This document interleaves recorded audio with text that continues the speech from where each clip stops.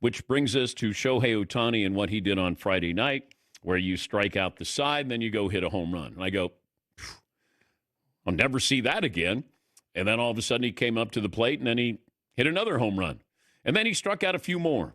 And then he came up to the plate and he did this again. The big righty McGill sets on the mound. Here's the pitch. And Ohtani drives one, left center field. Did you? Gone!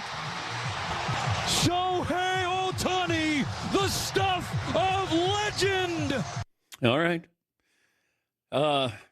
Nobody will be able to do this again because no pitcher leads off when you think about it.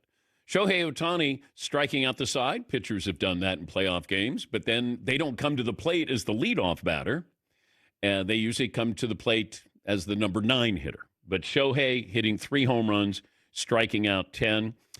But you also have comparisons here. And it's hard to do it. It's hard to compare because it's not really apples to apples here.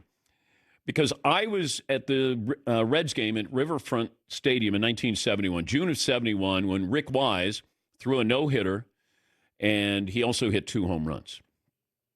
That's pretty incredible. Now, it wasn't a playoff game, but it was a no-hitter and 2 home runs. So that's on the list. Bob Gibson, who is one of the most underrated pitchers, I think, in history. God, that guy was unbelievable. Dominant, tough.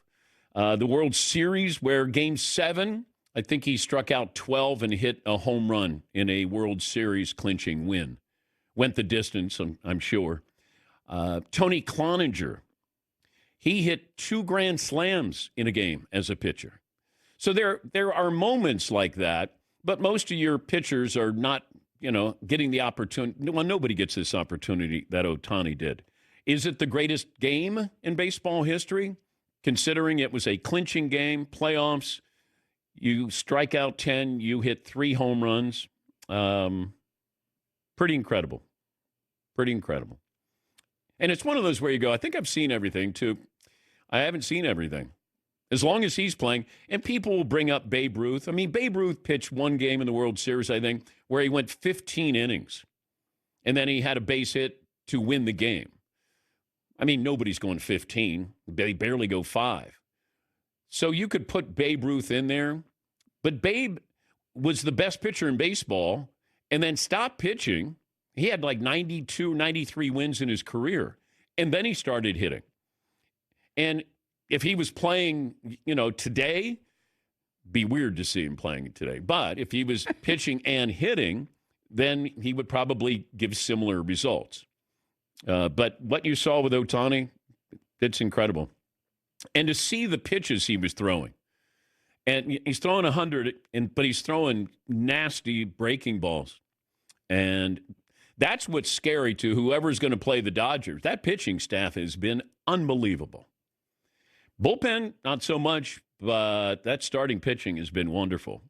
And Ohtani, when he came to the plate, and I thought, I wonder if they're going to pitch to him again. Boom. I said, yeah, well, they did. He hit it out of Dodger Stadium. I think Willie Stargell's the only other guy that might have done that. So I want to give you context of greatest games of all time if you include a pitcher and what he did hitting. And it's not to diminish anybody. It's not to single out and say that's the greatest of all time. It's happening right now, so recency bias with that. But we'll never see something like that again. I can't imagine seeing something. And by the way, what was lost on a lot of people is Ohtani had the lowest batting average of all the Dodgers starters. He wasn't playing well at all. First 3 games, not playing well at all. And even, the whole playoffs has not been hitting well. I think under 200. That's what was surprising is, okay, all right, he's back. And then all of a sudden, he's really back. Oh, my God, he's back. And then you strike out 10. But just to give you context, by the way, sitting when your team, so I had Bench and Rose. Now, it wasn't the big red machine. Now, they did have Concepcion, Bench, Rose, Perez. George Foster just got there in a trade, I think, from San Francisco. They didn't have Joe Morgan, but still got no hit. I went to 2 no-hitters that year against the Reds. Ken Holtzman of the Cubs. And you're sitting there and you're going, we better get a base hit here soon. And then all of a sudden, Ken Holtzman throws a no-hitter. So the Reds were no-hit twice in 1971. And I'm at both of them. Yeah.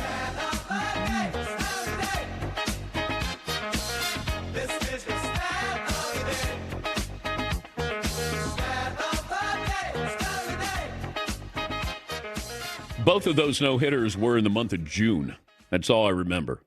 And I had bad seats. I was in right field for Kenny Holtzman, and I was up the first base line for Rick Wise. Yes, Todd? June 23rd, 1971, Rick Wise at age 25, the no-hitter and 2 home runs at Riverfront against the Reds. And I think he had Adidas baseball shoes on. Like they were maroon Adidas. You know, I thought he had 3 stripes. So for some reason. Yeah, Paulie. Does the emergence of Ohtani help or hurt Babe Ruth's legacy? I'm not sure the answer on that. We're talking about him more. Yeah. But he's also getting dinged that, Ohtani's doing what only one other guy ever did, really, at the highest level. But it's not a comparison because Babe wasn't pitching and hitting at the same time. Now, you can say when he was pitching and he got 4 at-bats, how many times did he hit 3 home runs in a game? I guess you could make that comparison. But Babe is going to end up probably with more wins than Shohei Ohtani. I mean, Babe, is it 92 or 93 wins? I think that might be the number there. To throw in with the hitting, the home runs, the batting average. But you're talking about a legacy here. You're talking about one of those iconic, boy, I was there and I got to see that. I can't imagine what it was like when Babe Ruth was playing. But you didn't have the advent of TV. It was radio. It was word of mouth. And you're just like, oh, my gosh, this guy. I remember thinking he must be 6'5". And he wasn't. Babe was probably 5'10", 5'11", 215, which is, as Tim Kirchin pointed out, he's about the same size as Rich Aurelia. And I go, oh. Because you look at Babe and you go, he's the biggest guy I've ever seen. He's King Kong. Yes, Todd. And 215 is hard to believe because you hear all these stories, true or not, that he'd be eating several hot dogs right before a game. There's all these wild stories about how much he's consuming before and during games. Yes, Paulie. If you go back and look at it, Babe Ruth was semi-ordered to stop pitching because the Yankees didn't want to pay the double salary that he may have deserved. It was a financial decision. But in the postseason, Babe Ruth had 3 starts, all in the World Series. He was 3-0, 3 complete games, a .87 ERA. Yeah. Spotless. Yeah. But interesting that you can be the best pitcher. Imagine if that was happening. You're the best pitcher, but we want you to quit and be the best hitter in the game. But Ohtani's able to do both. And credit to him. It's fascinating to watch. And I think when he first started, I kind of looked at him like I did Bo Jackson. I'm like, God, how great would he be if he just did football with Bo Jackson or just did baseball? But that made him special. Ohtani, if he was just a hitter, how great would he be? Or how great would he be as a pitcher? But this is what you want. You want the novelty of that. Like Travis Hunter. Would we care about Travis Hunter if he was just playing DB or just playing wide receiver? No, probably not. Although he did have a touchdown yesterday.